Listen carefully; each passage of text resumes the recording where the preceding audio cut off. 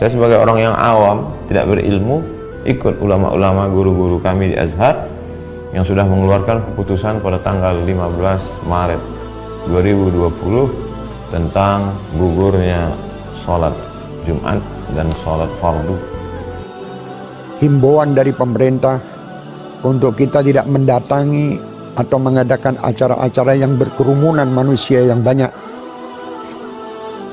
karena timbulnya wabah-wabah virus corona di sekitar kita. Kita wajib untuk mentaati apa yang disampaikan oleh pemerintah. Maka kita, ketika kita dikasih tahu jangan pergi ke tempat kerumunan orang, jangan pergi kemudian ke tempat orang yang berkumpul, kurangi aktivitas-aktivitas di luar, perbanyak kemudian aktivitas-aktivitas yang social distancing dan seterusnya, termasuk misalnya contoh sholat di rumah untuk sementara waktu. Berarti kita sedang pergi dari satu keputusan hukum kepada keputusan hukum yang lain, yang insya Allah sama-sama halal. Menyimak begitu banyak polemik tentang sholat di rumah, AA, pimpinan Darut Tauhid dan seluruh jajaran Darut Tauhid memutuskan untuk sepenuhnya mengikuti fatwa Majelis Ulama Indonesia. AA dan keluarga sudah sholat di rumah dan semua juga dianjurkan sholat di rumah. Apabila di negeri itu ternyata yang sudah terinfeksi banyak dan yang belum ketahuan juga masih banyak, maka kalau dikatakan menghindari, main nanti ya kota Surabaya mengumumkan umpamanya sekolahan tutup, nggak ada sholat berjamaah di masjid, sholat di rumah kalian. Nah, di situ kita tahu. Yang ingin saya sampaikan pada kesempatan kali ini, amanah dari Imam Besar Sayyidil Walid Al-Habib Muhammad Rizik bin Hussein bin Syihab. Beliau menyerukan kepada seluruh ta'lim dan tabligh akbar FPI di seluruh daerah yang terpapar wabah corona atau yang terindikasi terpapar wabah corona, beliau menyerukan agar seluruhnya dihentikan atau diliburkan terlebih dahulu sampai keadaan kembali kondusif. Agama Islam mendahulukan kemanusiaan atas keberagamaan. Karena itu tidak heran fatwa ulama-ulama menyatakan bahwa tidak wajib untuk melaksanakan sholat Jumat demi menjaga keselamatan jiwa manusia. Sesuai dengan petunjuk medis, petunjuk para pemerintah, mari kita ikuti.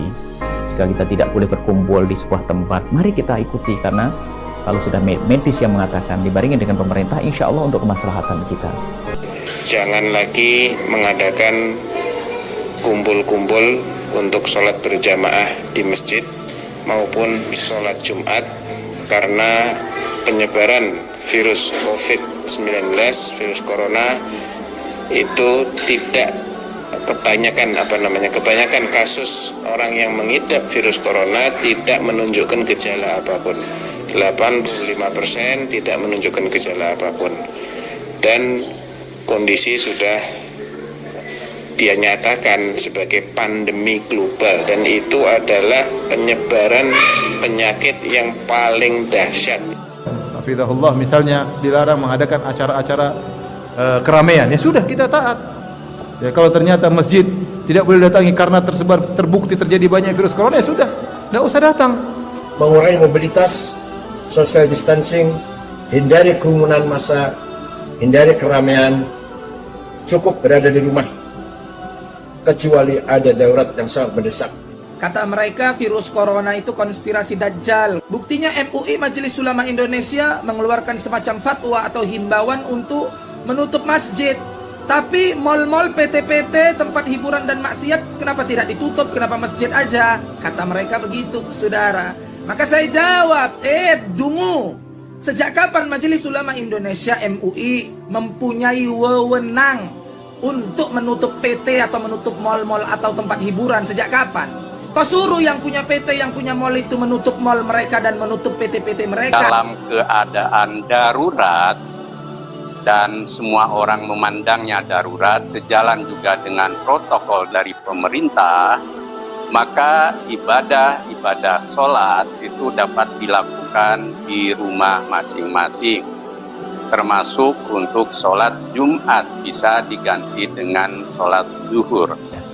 Dan saya juga menghimbau kepada pemuka-pemuka di agama lain, saudara-saudariku sebangsa dan setanah air, ya, agar sama-sama kita bersinergi menyampaikan kepada umatnya, menyampaikan kepada masyarakat juga di bawah binaan dan bimbingannya, agar senantiasa bisa menjaga diri, kesehatan sesuai dengan instruksi yang kita dapati, dan bisa menyatukan kita dalam suasana kebangsaan yang utuh, baik, dan semoga Allah membebaskan kita dari wabah COVID-19 ini dan memberikan hikmah-hikmah terbaik kepada kita.